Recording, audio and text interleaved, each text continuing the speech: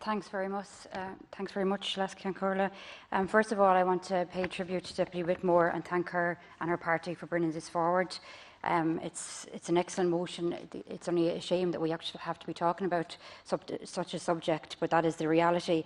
And as I stand here today, approximately 700,000 of our fellow citizens live on a poverty income. And out of that, about 30% or 225,000 are children. And if that wasn't actually, startling enough, the St Vincent de Paul earlier in June of this year did a study called the Hidden Cost of Poverty Report, and it released that it actually costs the state in the region of 4.5 billion poverty.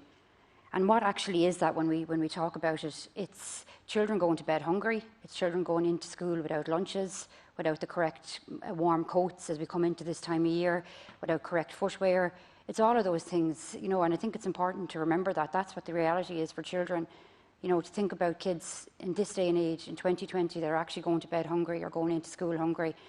It's heartbreaking to say the least, but certainly what those children need is not sympathy, they need action on it. And I found this extremely interesting as well when I was looking to see exactly what I would say here today, that this obviously is not a new phenomenon. But we've been talking about this as far back as the first Dáil in 1919, when the state pledged then as its first duty to make provision for the, and I quote, physical, mental and spiritual well-being of the children, to secure and no child suffer hunger or cold from lack of food, clothing or shelter. And yet here we are over 100 years later, and children are still suffering from the same plight.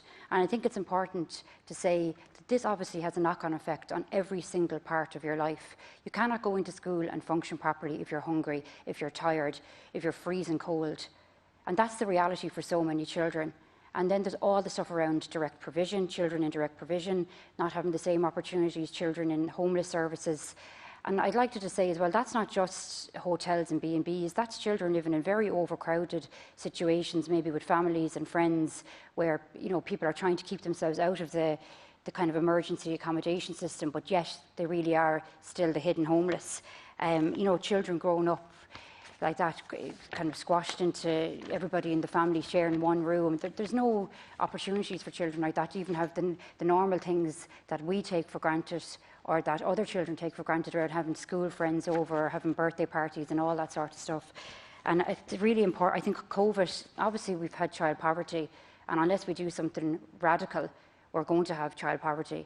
But COVID, I think, highlighted it and showed how many children not only were obviously missing, everybody missed the benefits of school and their childcare or their early years place, but for a lot of children, that was the place that they went to that was safe, that was warm, and that provided them with a meal. And I know so many organisations and services did so much good work over COVID, trying to get meals and food out to children. But still, we're facing a huge amount more children now potentially going to fall through the cracks as a result of that. And it's really important that we're focused on that and that we're ensuring there's measures put in place.